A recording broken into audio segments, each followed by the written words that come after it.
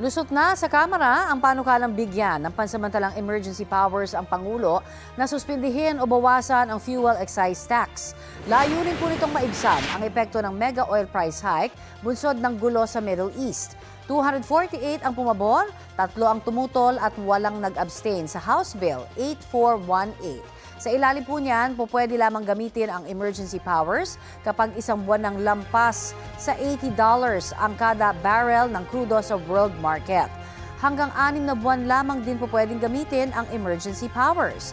Naitransmit na sa Senado ang House Bill 8418 at nakasalang na sa plenaryo ang panukalang emergency powers. Sabi ni Senate President Tito Soto, pinag-aaralan po i-adapt ng Senado ang bersyon ng Kamara para hindi na magkaroon ng bicameral conference committee. Kailangan parehong aprobado sa Senado at Kamara ang panukalang bigyan ng emergency powers ang Pangulo bago ito maging ganap na batas.